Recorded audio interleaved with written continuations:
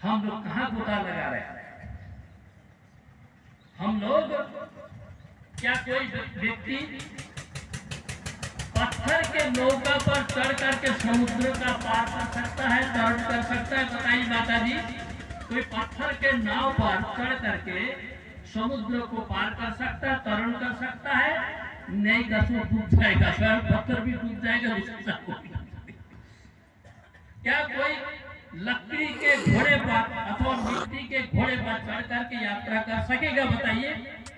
मजबूत साधन नहीं है। मजबूत साधन, ईश्वर की प्राप्ति करने के लिए मजबूत साधन की आवश्यकता है। ईश्वर की प्राप्ति के लिए मजबूत साधन की आवश्यकता है। यहाँ से मैं दिल्ली जाना चाहता हूँ, यहाँ से कलकत्ता जाना चाहता हूँ, मैं साइकिल पर यात्रा नहीं करूंगा क्योंकि मजबूत साधन नहीं है। मैं चाहे मोटरसाइकिल पर यात्रा नहीं करूंगा, मजबूत साधन नहीं है। मैं विमान पर यात्रा करूंगा, मैं रेलगाड़ी पर यात्रा करूंगा क्योंकि मजबूत साधन है। इसी प्रकार ईश्वर की प्राप्ति करने के लिए, जो है परम सत्ता की प्राप्ति करने के लिए मजबूत साधन की आवश्यकता है। हम लोग मंदिर के सामने जाकर के, किसी पत्थर की मूर्ति के सामने जा करके दो एक केला डाल करके, थोड़ा चावल डाल करके, थोड़ा सा अगरबत्ती दिखा करके, थोड़ा सा दीपक दिखा करके, एक घंटी बजा दिया, हो गया हमारा फूला, हो गया हमारी स्तुति बंदरा, हो गया ईश्वर प्राप्त। ये मजबूत साधन है? बताइए। यम नियमों का पालन कौन करेगा? समदम तितिक्षा ब्रह्मचर्य योगाभ्यास सुविचार कौन पालन करेगा? बताइए। किसके लिए है वेद शास्त्र? किसके लिए है? बताइए। आनंद बोलिए। इसलिए हम सभी को मजबूत साधन की आवश्यकता है। मजबूत साधन के बिना आप 2 मंजिल 3 मंजिल घर बना पाएंगे? बताइए।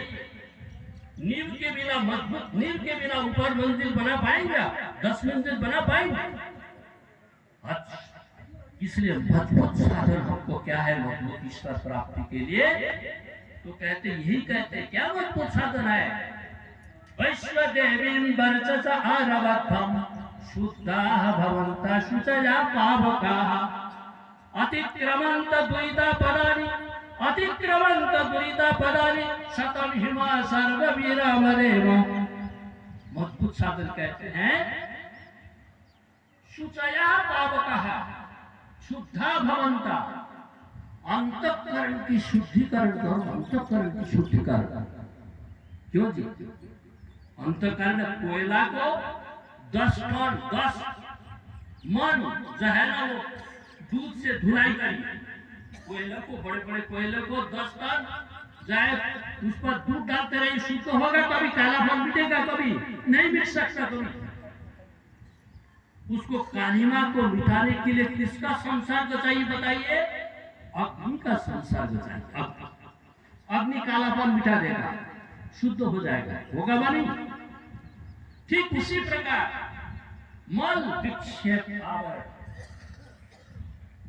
मल शरीर में जो खाते हैं। कल जो है होली पर्व गया, होली पर्व तो क्या, पर्व तो क्या, हम लोग ऐसे पर्व में बकरे को बलि दे करके इतना वातावरण को दूषित कर लिया, अंतःकरण को दूषित कर लिया, मन को खिन्न कर लिया, पेट को कब्रिस्तान बना लिया। कहते हमारा अंतःकरण शुद्ध हो गया।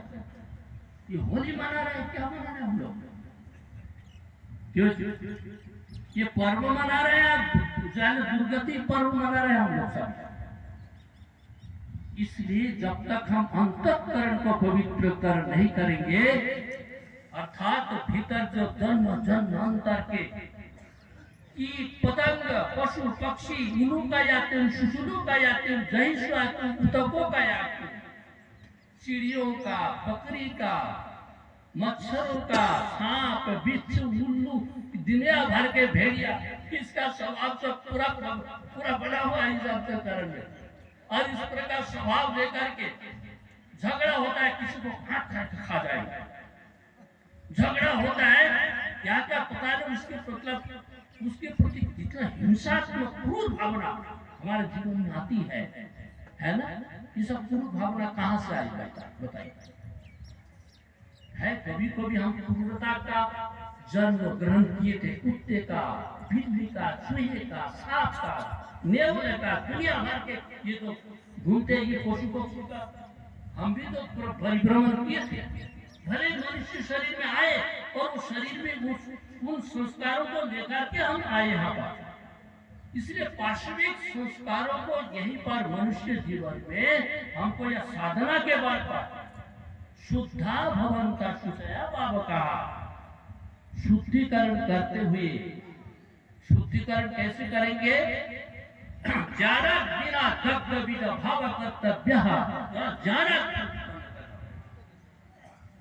जाना कोई साधना जब आप ध्यान करेंगे, लंबे काल तक ध्यान करेंगे, योगाभ्यास करेंगे, परमात्मा की कृपा से ध्यान रखिए, हम उत्तम शुद्ध ज्ञान, शुद्ध कर्म, शुद्ध उपासना के द्वारा हम जन्म जन्मांतर के कलुषित संस्कारों को जो है दग्ध बीज कर देते। ज्ञानाज्ञा योग अग्नि के द्वारा हम इसको भस्मीभूत करके शुद्धा भवंता शुचिता को प्राप्त करते हुए शुचया, शारीरिक शुचिता, मानसिक शुचिता, वाचनिक शुचिता को प्राप्त करते हुए शुद्धा भवंता शुचया पावका, अग्नि जैसा पवित्र बनते हुए।